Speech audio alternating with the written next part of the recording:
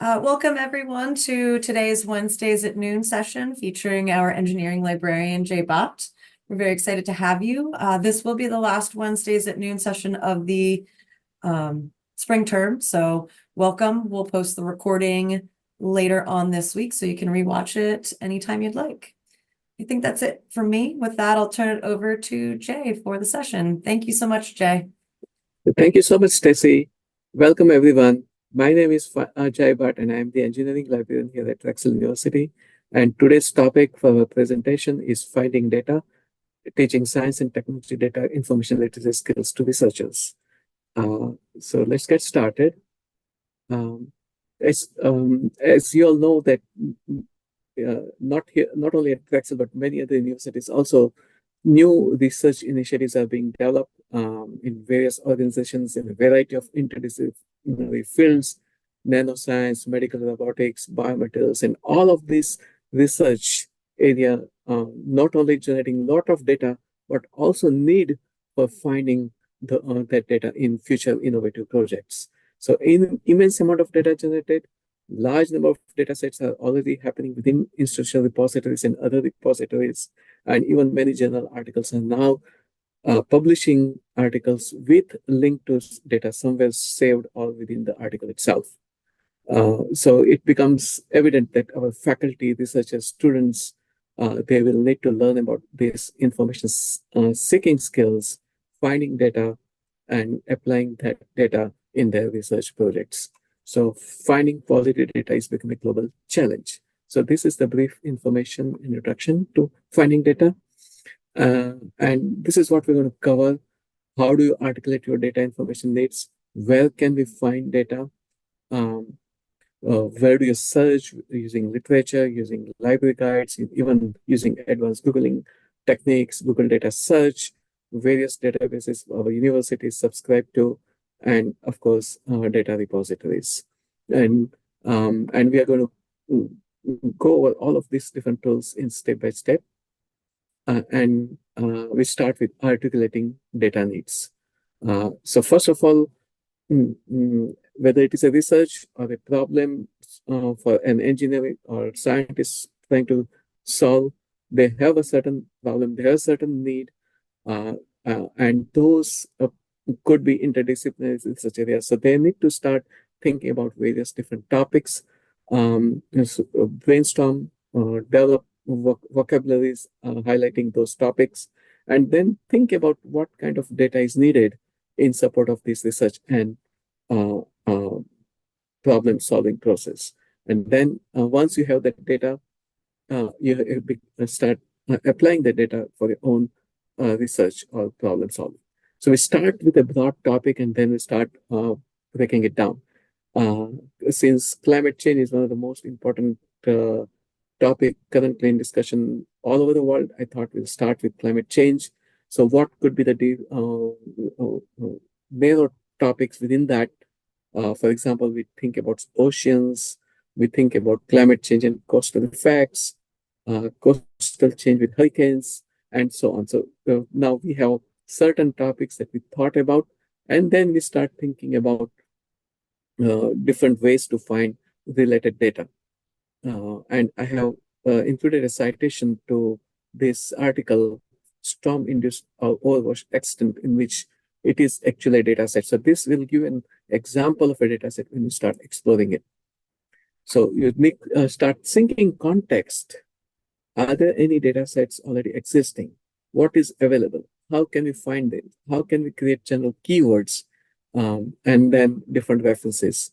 Are there any specific governmental organizations or other organizations are involved in this kind of research and data gathering? And how do we find those organizations? And then how do we start browsing those websites? So we start with methods for finding sources. Most of the universities, including Drexel, we have relevant library guides related data sources. So we can think about starting with the library guide, where all those resources are included. From the climate change perspective, we can also think about some energy-related data sets to start with. there are a lot of open access data sites and repositories that we think about. We can use advanced Google search techniques to find data. And Google has also come up with Google Data Search that we can try to find interdisciplinary data sets. And many libraries also offer such workshops in finding data. So students, faculty, researchers can think about attending those workshops. And very important thing is also learning and teaching. So that is something we can also think about. Find data on global ocean pollution. For example, once you have the data, what can we do with that data? How can we envision solutions if there's a problem that is existing? So what do we do? That is the next step. Once our data is found, and we start interpreting, applying in a problem solution process. Discovery of data. Number of good data sites are available. We can look at the certain repositories, and we can also think about journal articles. A lot of research papers are also citing data. So we can find those data published with the peer-reviewed journal articles. And of course, we have a number of different databases. This link I'm including here is a registry of research data repositories where you can actually explore this website, and so there are subject-based various repositories available.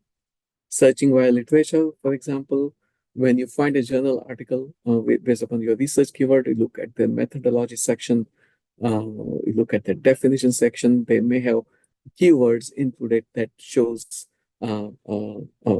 data as a particular keyword element, and look at the data that is included in the research paper.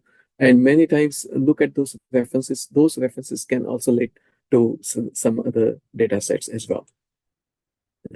And then going to the library guides. Our library guides also highlights all these different links to different data where you can find data, but it also lists number of electronic databases that you can find research journal articles. For example, we have link to Web of Science and Engineering Village and other databases like Scopus also, which can help you. So I'm not going to go into details of searching those databases, which you can, there's a different session that we already had before. But here we are particularly talking about finding data sites. For example, in this particular slide, I'm highlighting the renewable energy data sites, geospatial data sites, renewable energy laboratory data and tools, and even within Pennsylvania State Spatial Data Access site available here for geospatial data portal. Here is one renewable energy explorer, global coverage and new high-fair time series. They have a data explorer website which is included right here. So go to this website and start exploring it. And this is where you can see the link to Access Data Explorer when you click on the website here. And when you click on this website, you will also see explanation about what Data Explorer is and what kind of data you can find. Go deeper into this, Explore Data Explorer here. It is supported by the U.S. Agency for International Development, which is developed by the National Renewable Energy Laboratory. They also have geospatial data science, and within that, you will see various data science and data tools available for hydrogen data, for geothermal data, for solar energy data, and so on. And you can also explore within different categories in the left, like water data, solar data, and so on. US government also has this very interesting and useful site called data.gov. And here also you can be able to see government's open data portal. So as when I created this website slide sometime back, at that time there were 292,192 data sets were available already. And they have also something like recently added data sets or data sets by organization, geospatial data available here. So you can explore those data sets on your own. You can also then search using advanced Googling search techniques. Um, since we were talking about ocean pollution, you can use advanced Google search techniques where you can filter by domain like .org or .edu or .gov, so that you can accordingly find data sites from those different types of domains. In this particular case, I am using ocean pollution data as a keyword and limiting to only organizational websites. So that way, I am already filtering .com's results, and this will help me find more relevant data sets. And I can sort of browse. Like here is one example we found is plastic pollution, our world in data. And there's another one, facts and figures on marine pollution from United Nations. And there is another ocean pollution website. So you can see how really interesting website you could find. And not just ocean pollution or anything, depending upon the topic of your interest, you can use those keywords and limiting to .org. So any discipline you can use find data depending upon your research keywords. And here is a very interesting data site we found on plastic pollution or world in data. And this is particularly interesting to see that plastic production has sharply increased over the last 70 years. In 1950, the world produced just 2 million tons of plastics. It now produces over 450 million tons. So you can see how this could create also problems related to plastic pollution. And here is a nice chart that shows in which how plastic enters world oceans. And we were talking about ocean pollution, and plastic is creating a lot of waste in oceans. Coastal plastic waste, for example, 99.5 million tons per year when this site was created. It could have changed by now if you can update the latest version. This is a total of plastic waste generated by all populations within 50 kilometers of a coastline. And global primary plastic production, 270 million tons per year, and how it impacts not just the general environment, but also the oceans. The next thing we are going to talk about is Google data search. We talked about advanced Google search, where you can filter by domains like .org or .edu. So that which you use .edu, you can find data generated at educational website. If you use .gov, you can find data generated and indexed from government websites. So these are quality sources. And the Google data search is datasetsearch.research.google.com. A great way to start your research on finding data. And I'm using keyword like ocean plastic waste as my keyword. But when you type, it will also come up with some additional suggestions in the search below. So you can also find more relevant info, latest data. You can manipulate your keywords on any topic of your research, any discipline, whether it is health, medicine, business, industry, whatever. You can be able to use dataset search to find current data that is indexed. And one of the sites that I located was share of global marine plastic pollution by country. This was updated in January 2023. And it could be some additional new sites could also happen. So keep on monitoring Google dataset search. If you are working on a search project like this, you need to keep current and updated as new datasets are available. This led me to a site called SteadyStar. And we have subscription at our university libraries at Drexel to SteadyStar.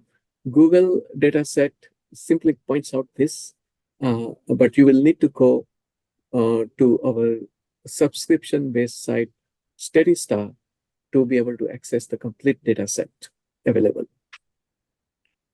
So that is where that next thing will lead to subscription databases from our libraries. So if you go to our Drexel Libraries website under databases A through Z list, you can find a link to Statista.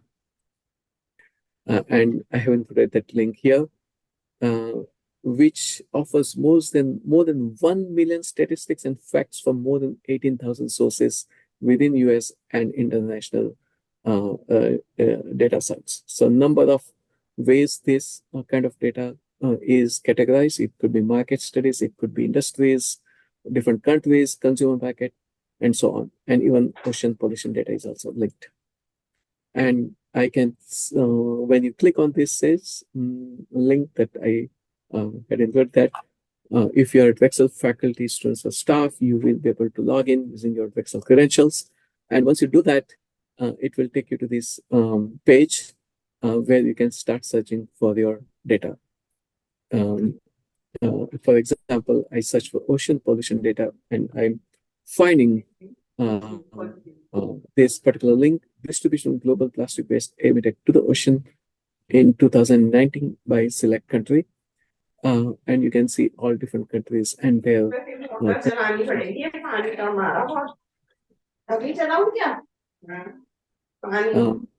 and the next thing we are going to go to search via data repositories. But what I want to just point out for Statista is it is an immense amount of data available through this. So depending on your topic, you can be able to search a different type of data. For example, you are in health sciences, you want to find data on cancer statistics or surgery or whatever, you can be able to find that data as well. If you're interested in learning about business and industry or forecast, for example, you can be able to find that data also. And we have many other business databases that are available, like ABI Inform, where also you can be able to find such data. And for data sharing, research data management resources, we have a website called Research Data Management Resources from our Drexel libraries under library guides. And if you do that, you will see that there's a whole section on sharing research. So you will see various data repositories listed. RE3 data, the global registry of research data repositories I had mentioned earlier, is also listed here. And these are some examples of repositories that you can find here. RE3data.org, Data One from National Institute of Health, NIH, Public Library of Science has also recommended several very important repositories. Scientific data recommended data repositories also available. So you might want to explore these sites. You will all receive slides after this presentation later on, and you will be able to click from here to go directly to the site that you want to explore data. And I have a link to Public Library of Science recommended repositories here, so you can see if your research is about biochemistry data repositories on neuroscience or social sciences, physical sciences, various interdisciplinary data repositories are included within this portal. So again, I have included all those links here. So you just simply click on it and it will take you to biochemistry related repositories. If you click on physical sciences, you will see all repositories related to physical sciences. If you are social sciences, for that area. So keep exploring. You'll find an enormous amount of repositories to such fantastic repositories available. We also have included some examples of repositories to our data website. So we will have ICP, SR, DRIVE, and so on. And for example, here is Drexel ICPR. We have the institutional member of ICPSR, where you can find support for social science and public health related data.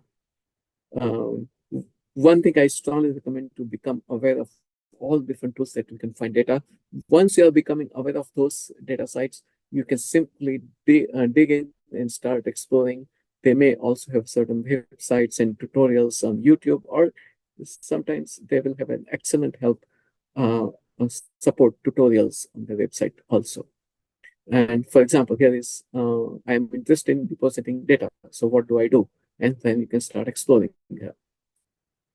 And again, this is from finding data section in ICPSR, and you can see topics and thematic data collections and something about different topics that you can see crime data or mental health data or income data. A lot of things you can explore. Dried is another way you can find data. There is a community-owned source where you can find, you can submit, you can find, you can cite, you can explore data. On the top right corner, you will see a site where you can type your keywords and start exploring your data. And here's an example from Dried. And again, my research topic I used was climate change and sustainability related category. And you can see journals, or you can see subject keyword, and you can start exploring all different data related to coastal data and climate change. And these are all data sets linked from Drive, depending upon this example that I'm using. And I'm using one example here from climate change drives spatial mismatch and threatens the biotic interactions of the Brazil nut tree. And it tells you where this is available from. And you will see that there is a DOI already attached to this data set, document object identifier. That is very interesting way to get DOI assigned to your data set. And you can then explore this. And there are various data repositories available in different disciplines at this particular set websites. So you can simply click on it and you can look at various repositories, whether it is in archaeology or astronomy or biology or chemistry. You will see all those different websites where data can be found. And I'm giving example of chemistry here.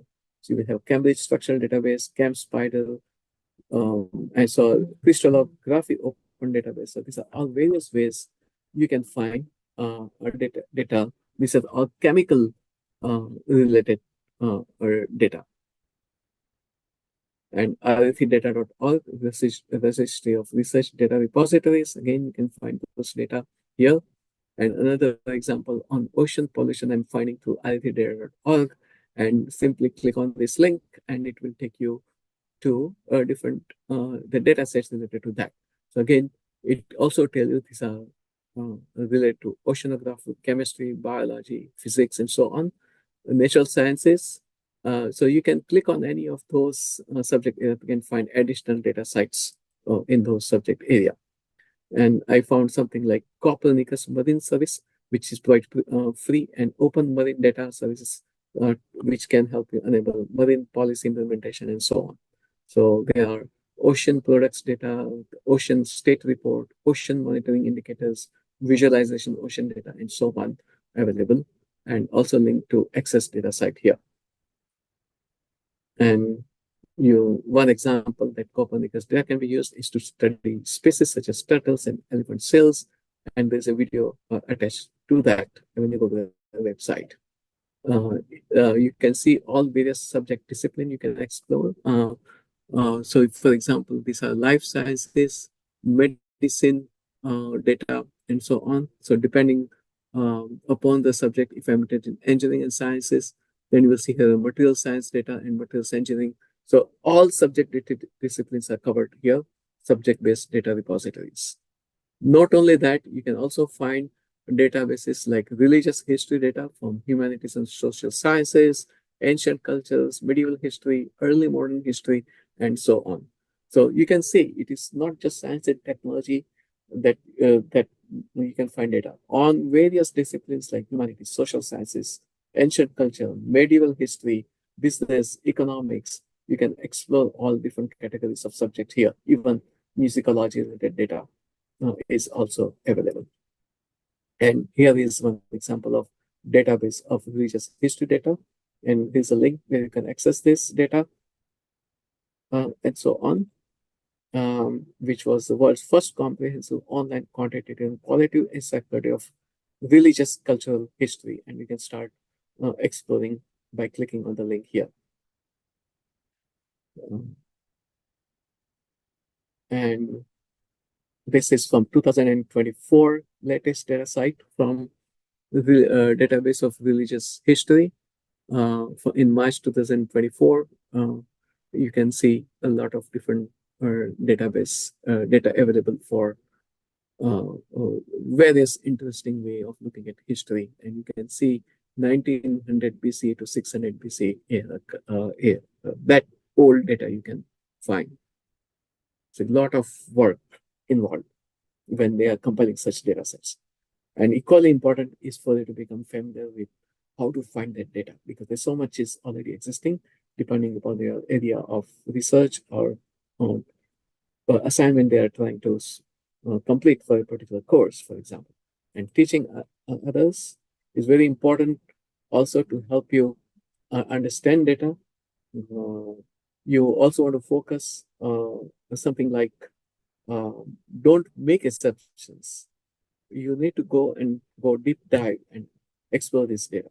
Sometimes serendipity can help you find a data that you may not have expect that you could find. So keep eye on it.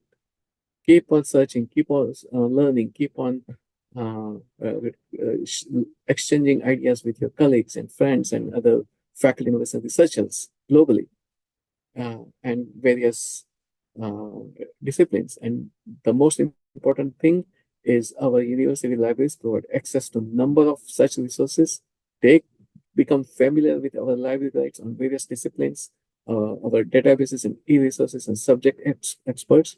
We are starting with Discovery Research Portal at Drexel, Research Discovery. Take example of it, that is continuously evolving. So take advantage of this. Keep an eye and learn from Drexel library resources as well. And these are some references that you might want to look at. And my contact information here on my email, on the library website. And I also would like to thank my colleague, my friend, Sham, who has helped me with this, putting together and finding the website, and a research data library in UNC Wilmington, Lynn, with whom I had presented a couple of other conferences in the past. So thank you so much, and I would love to have questions. One thing I really want to point out is I like to converse with you all, so please feel free to ask and questions anytime. I love to interact and engage with you. I ask questions, you ask me questions, and that process will help us discover information together. Thank you so much for attending and listening to my talk. Really appreciate it. Thank you.